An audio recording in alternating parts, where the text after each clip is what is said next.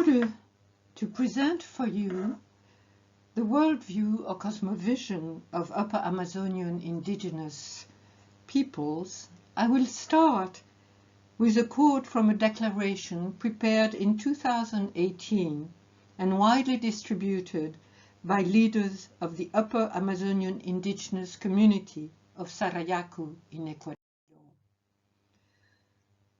The Sarayaku people are Quechua people who speak the same variant of Quechua as the Quechua Lamista with whom we collaborate in my non-profit organization in the Upper Peruvian Amazon, and are in fact the same people tied together by ancestral links. Sarayaku, for many long decades, suffered the destruction wrought on its territory by oil companies. However, they won a very lengthy legal court battle, which enabled them to reorganize their territory following traditional indigenous core values. The following short excerpt from their communal declaration conveys a fundamental aspect of their cosmovision. And I quote, "For the people and nations that inhabit the Amazon basin, the forest is alive. It is Kausak Sacha. It is inhabited by protector beings that carefully secure the equilibrium in the fragile ecosystems and in their relationship with human beings. The waterfalls, the lakes, the rivers, the swamps, the salt sources, the great trees and mountains have their own protector beings. They are Runayuk. Those places are inhabited by beings who have a life of their own. From the continuous relationship with those protector beings depend the perpetuity of Kausak Sacha, and thus the maintenance of the diversity of life. This, in its turn, permits a natural equilibrium and vital harmony among beings as well as our own continuity as people. The living forest is where the life of the original inhabitant begins and takes place. Kausak Sacha is itself a being with whom the Yachak-Kuna, the shamans, communicate to receive and share their knowledge with the people with the support of other wise men and women. All this learning guides and orients the Amazonian people toward the Sumak Kausai, the right, good, just living. Kausak Sacha is the primordial source of Sumak Kausai, and as such offers a living space for its diverse beings and people, and revitalizes their emotional, psychological, physical, and spiritual aspects. Allow me to underline the profound difference between such a cosmovision and the modern Western one. First, their cosmos is alive and not an insentient mechanism. Secondly, this cosmos is inhabited by beings, both humans and non-humans, who possess knowledge and have protecting powers toward what we modern people would call nature, but also knowledge and power to protect humans. In fact, humans and non-humans, such as waterfalls, the forest, trees, mountains, are all Runayuk. The Quechua root in this word, namely Runa, means person. The difference between non-human Runayuk and human ones is that they speak different languages, or perhaps just speak in different ways. The persons who can speak with the non-human beings and translate their knowledge for humans are the Yachak-Kunas, the shamans. Clearly, their role is central to the well-being of both the humans and the non-humans. Shamans among both the Peruvian Quechua and the Sarayaku Quechua, as well as among many other indigenous groups of the Amazonian region, prepare a sacred brew from an Amazonian psychotropic liana admixed with other plants, a brew known as ayahuasca among the Quichua, although other groups may have different names for it. It is in the visions and other communications received by shamans during ayahuasca ceremonies that shamans receive and transmit knowledge, protection, and healing from non-human beings. They also hold ayahuasca ceremonies for other humans who can receive such knowledge. Those ceremonies are key in mediating or communicating between the living forest and its human and non-human diverse inhabitants. As the last sentence in the above quote indicates, the living forest teaches how to live rightly and well, and the previous sentences make clear that this teaching is mediated through the shamans and their psychotropic sacred plants. The living forest, through the mediation of shamans, revitalizes the emotional, psychological, physical, and spiritual well-being of all the beings inhabiting the Kausak-Sacha, and not only the well-being of the humans. This makes it very clear that the non-humans, such as the forest, the rivers, the mountains, and such, may also stand in need of revitalizing or healing their emotions, their psyches, and their spirits, as well as their physicality. Let me next turn to the words of an Upper Amazonian shaman from a neighboring indigenous people in the northwest Upper Amazon of Brazil, known as the Yanomami. They are taken from the autobiography of a Yanomami shaman named Davi Kopenawa, transcribed by the French anthropologist Bruce Albert. And I quote from Davi Kopenawa: "Since the beginning of time, O Mama, Creator Spirit, has been the center of what the white people call ecology. For the shamans, these have always been words that came from the spirits to defend the forest. In the forest, we human beings are the ecology, but it is equally the shapiri, the spirits, the game, the trees, the rivers, the fish, the sky, the rain, the wind, and the sun. It is everything that isn't surrounded by fences yet. If the forest were dead, we would be as dead as it is. But it is truly alive. The white people may not hear it complain, yet it feels pain, just as we humans do." End of quote. These words of Davi Kopenawa, here's another portrait of him, express a worldview that is common to most Amazonian indigenous peoples, and certainly to both the Quichua of Sarayaku in Ecuador and the Quichua Lamistas in Peru. It is a worldview where humans, non-humans, and other than humans, such as spirits, are all part of the same world. Those worlds are not divided into a world of humans and their thoughts and artifacts, what we would call a cultural world, on one side, and the natural world on the other side, as well as separated from a supernatural world of immaterial and invisible beings above nature. Furthermore, this living world is not only comprised of animals and plants, but includes such things as the rain, the wind, the sun, the moon, or the sky. The whole cosmos is alive.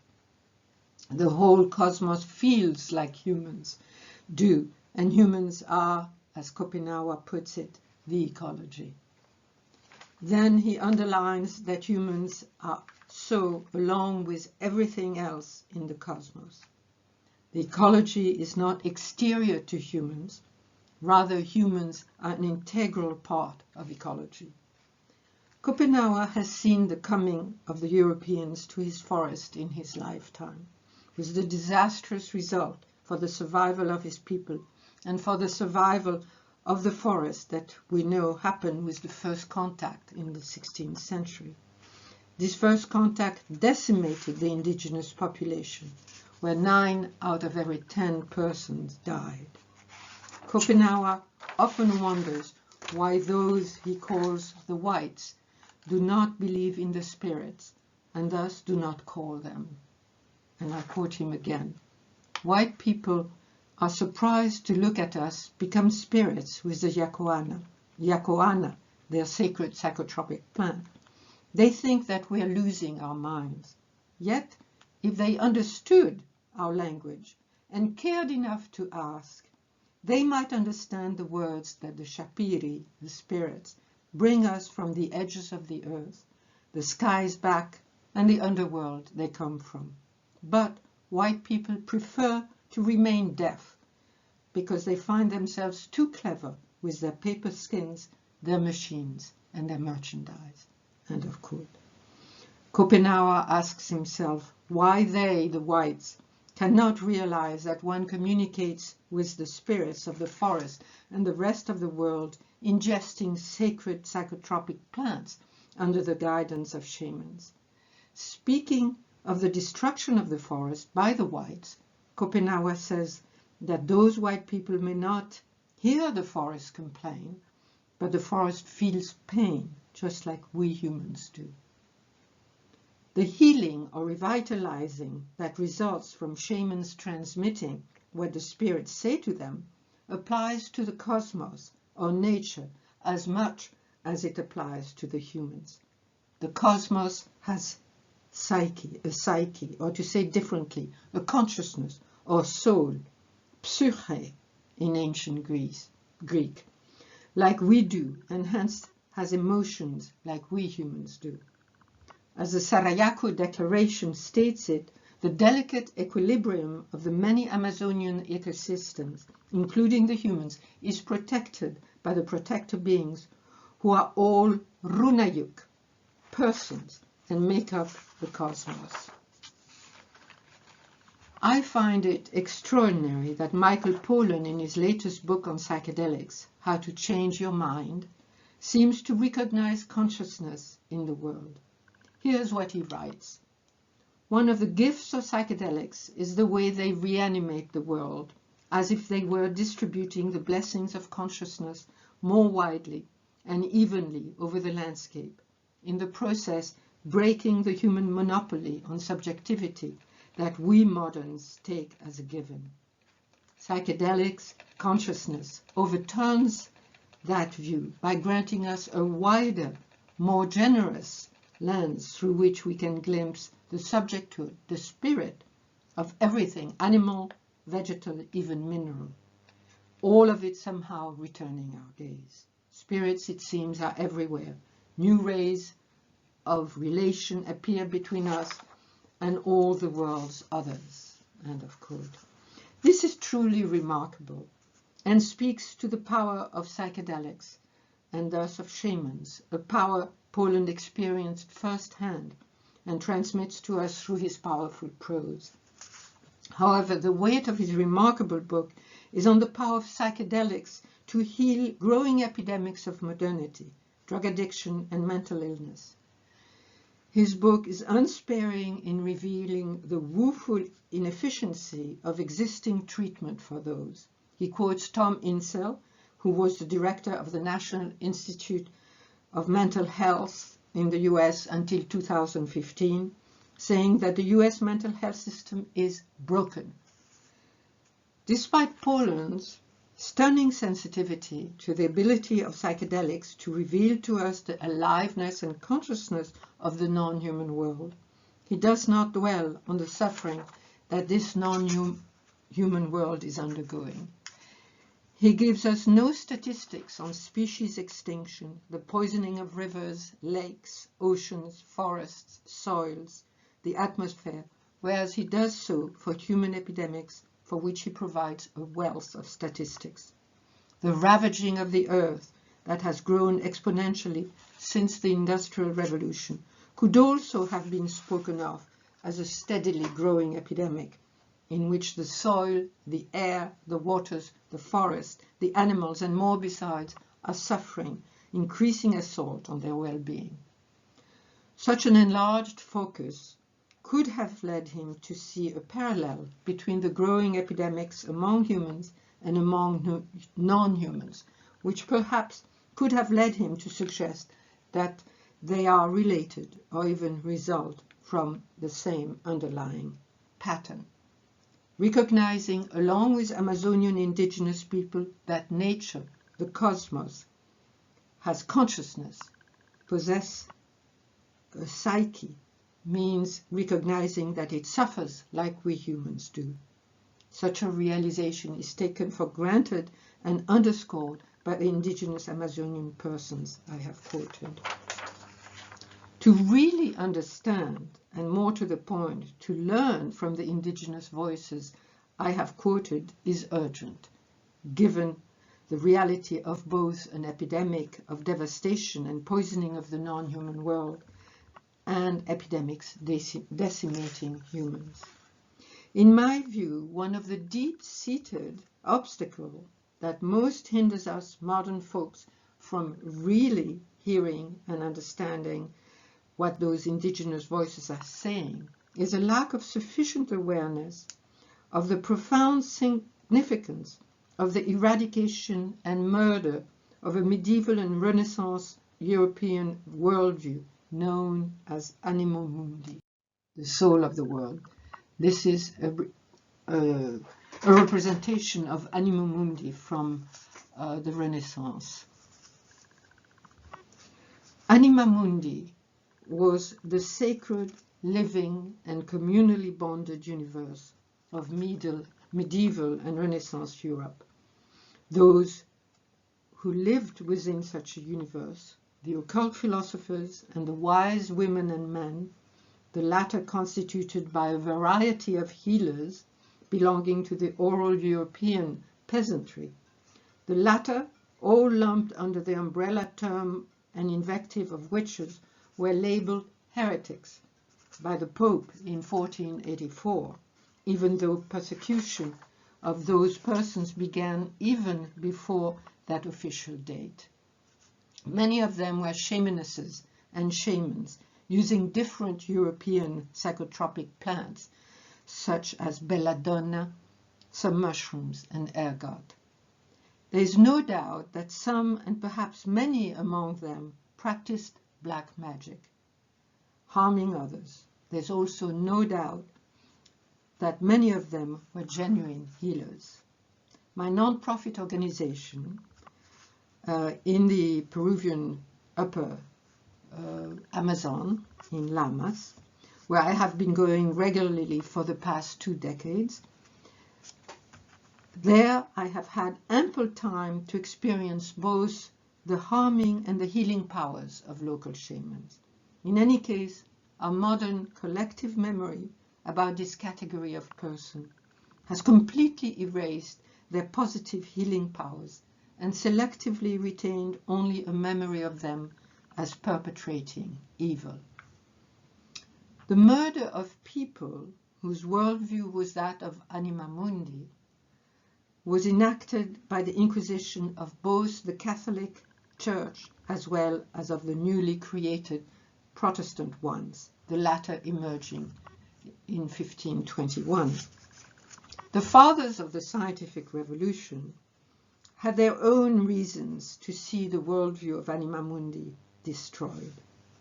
From the 15th to the 17th century, witches and occult philosophers were persecuted and finally successfully eradicated, and their worldview of Anima Mundi forever repudiated as superstitious, evil, dangerous, and backward. To give you a whiff of the content of such a worldview, let me briefly introduce to you 2 famous occult philosophers. The first one is the 15th century occult philosopher Pico della Mirandola, who stated the following: all this great body of the world is a soul, full of the intellect of God, who fills it within and without and vivifies the all. The world is alive. All matter is full of life. Matter and bodies or substances are energies of God. In the all, there is nothing which is not God. And of course, the second one was a 16th century physician named Paracelsus. Paracelsus held that God as prime matter is the invisible substance that originates, sustains, and exists in all things. He held that God is not outside the world and that the human soul is divine.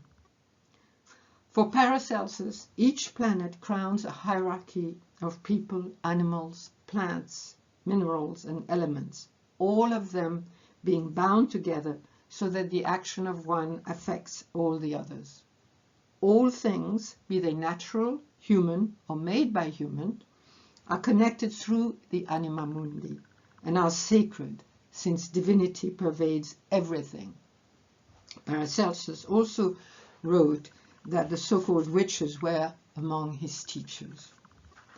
Belief in such a worldview, invoking a living, integrated, and sacred cosmos, is now viewed as a regression to a less enlightened, obscurantist past, to which we must never regress.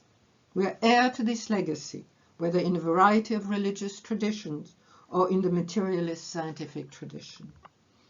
The following quote from one of the famous fathers of the scientific revolution, the philosopher René Descartes, makes clear that he's arguing against the view of those whose... The following quote from one of the famous fathers of the scientific revolution, the philosopher René Descartes, who's there on the picture, early 17th century, makes clear that he's arguing against the views of those whose cosmovision was that of anima mundi, and I quote him, "There exist no occult forces in stones or plants. There are no amazing and marvelous sympathies and antipathees. In fact, there exists nothing in the whole of nature which cannot be explained in terms of purely corporeal causes, totally devoid of mind and thought."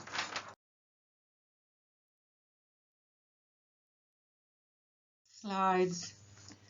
That is of another famous natural philosopher, Robert Boyle, the creator of the scientific experimental method. He writes the following: "The veneration wherewith men are imbued for what they call nature has been a discouraging impediment to the empire of man over the inferior creatures of God." End of quote. This statement makes abundantly clear an aspect of the modern worldview the fathers of the scientific revolution were creating, namely the desire to dominate what Boyle calls the inferior creatures of God, namely the natural world, which incidentally also included those humans seen as closer to nature, such as all women and indigenous and other non-Western people, as well as the oral European peasantry. A dead mechanical nature was a neutral domain as far as religion was concerned. Such a neutral domain was required due to the murderous conflicts that the emergence of a rival Christian religion, Protestantism, almost immediately brought about in Europe. These conflicts spread and worsened, and in the first half of the 17th century became an international war known as the 30-Year War, where 35% of the European population perished. This is a map of the time, and this war involved just about all the kingdoms and duchies that are represented in this map.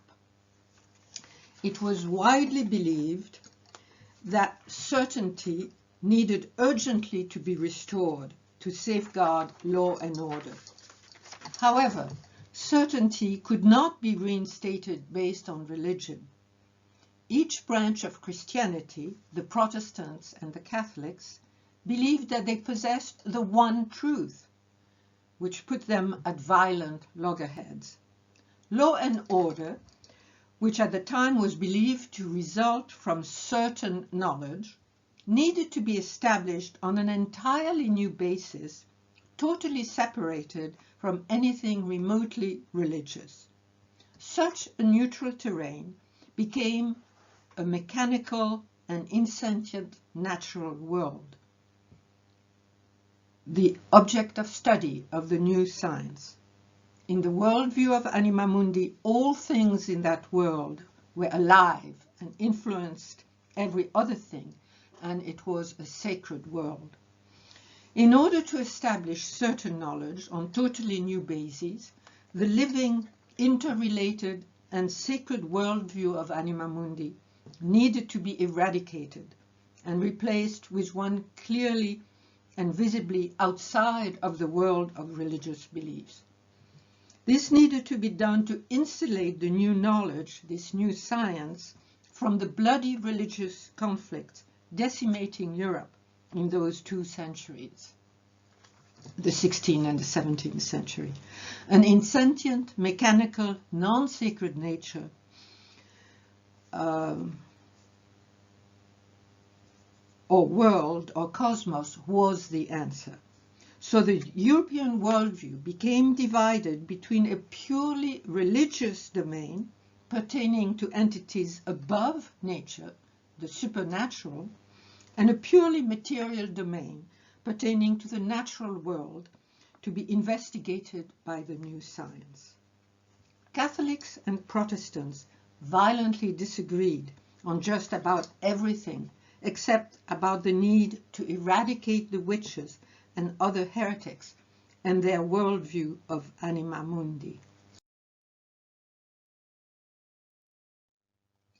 This is the burning times, where so many so-called witches were burned alive. On their part, the new scientists needed a neutral terrain where religion could not intrude and risk creating political murderous mayhem. A safe and neutral terrain upon which to recreate certainty on novel bases, which could only be established outside of religion and politics. This division and hidden partnership between a supernatural domain and a dead mechanical material one is still dominant today and has spread globally. An important reason for its continued dominance is the ability of the new scientific view to dominate the inferior creatures of God, that is, nature, women, and all those non-European peoples the Europeans were already busy dominating. Varieties of shamanic and other related practices are viewed as ignorant and superstitious in the same way as the so-called witches were viewed in Europe. The burning times, in fact, had started before the slave trade and the invasion of the Americas at the end of the 15th century, and thus profoundly colored the perception and evaluation of shamanic practices in Africa and indigenous America. In colonial South America, a few years after the Spaniard landed in 1531 in what today is known as Peru, the laws of extirpation of idolatry were enacted and immediately put in practice to exterminate shamanism. The witches and occult philosophers burning stakes and the murder of Anima Mundi that went with those began before slave trade, conquest, colonization, and their heirs. This legacy is very much with us. We have all been colonized by this dominant version of history, born in Western Europe.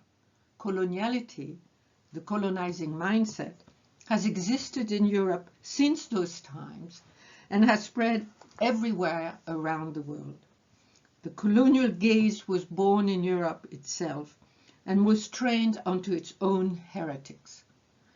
The healing and shamanic practices Europeans encountered in Africa and indigenous America was reminiscent of the practices and worldviews of those European supposed heretics.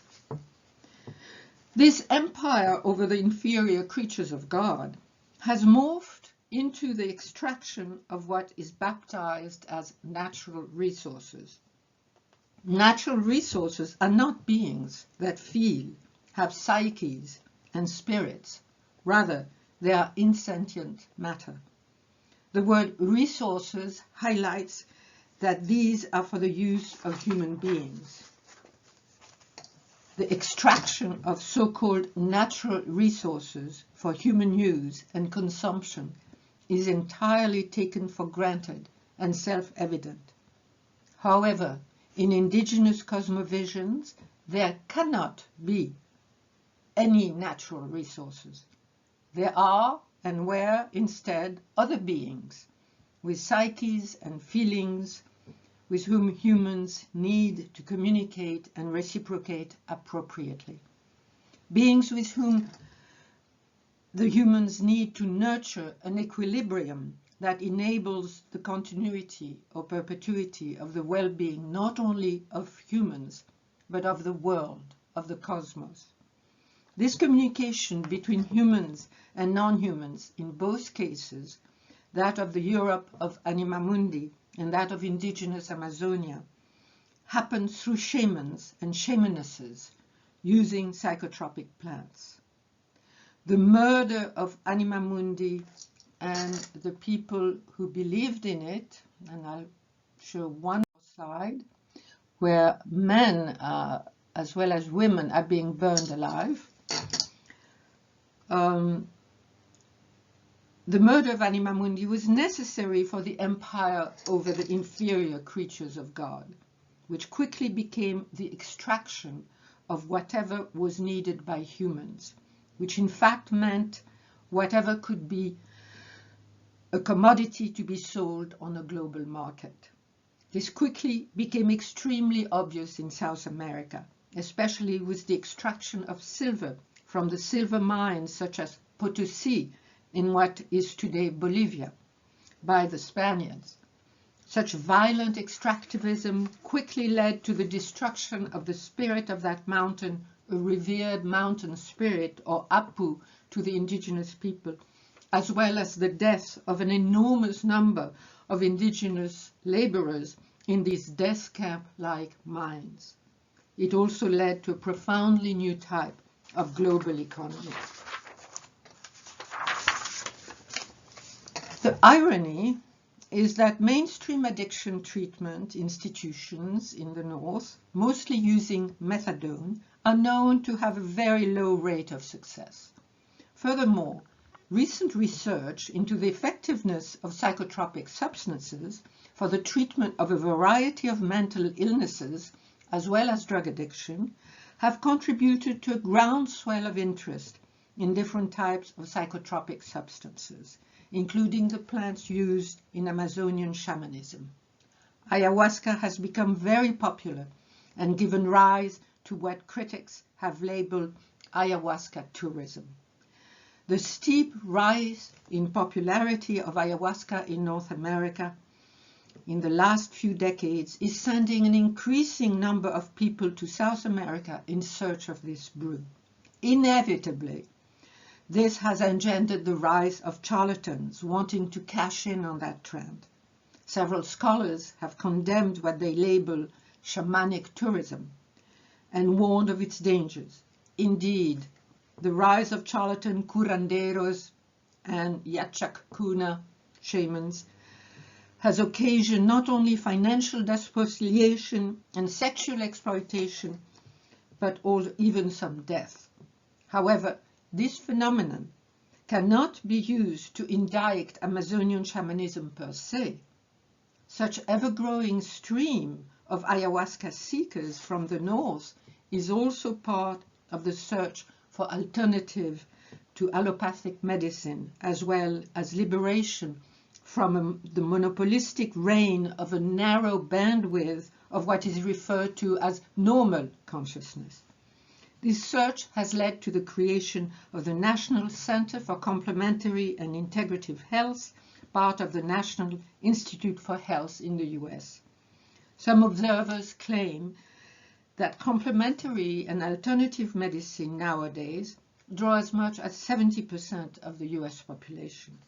The popularity of Amazonian shamanism is directly related to the fact that for the great majority of allopathic medical practitioners, the body is an insentient material object, part of Descartes' res extensa, along with the material world, and like the latter, devoid of mind.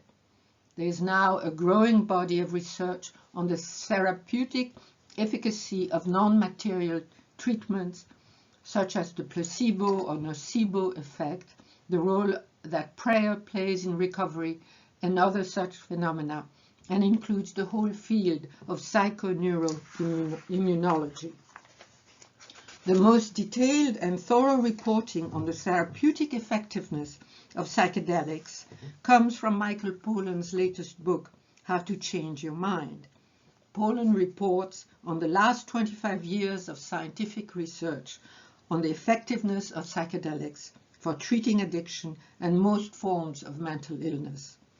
Given this growing body of research, experimental, empirical, and rigorous, it is no longer possible to dismiss shamanism as a form of superstition. The evidence from the shamanic authority of indigenous peoples and that of more recent scientific research on the therapeutic efficacy of psychedelics and shamanism, as reported by Pollan, point to the power of these sacred plants to heal or revitalize humans. But they do so equally for the non-human world. To accept this role of shamanism and psychotropic plants requires that we modern people recognize the reality of this living, sentient, and numinous cosmos and our integrality with it. This is indispensable for finding our way out of the present global ecological and climate crisis that threatens the very survival of countless species, including our own, and of the planet as we know it. Today, what Graham Harvey calls the monopolistic dominance of the alert problem-solving state of consciousness is protected by laws in most nation-states, while sacred, non-addictive, consciousness-expanding plants are demonized and illegal. This has led to the gruesome contemporary landscape of totally legal consciousness-altering drugs such as Prozac, Seroxac, Ritalin, Oxycontin, and of course alcohol, being consumed at an increasing rate, all of which have generated and continue to generate untold harm.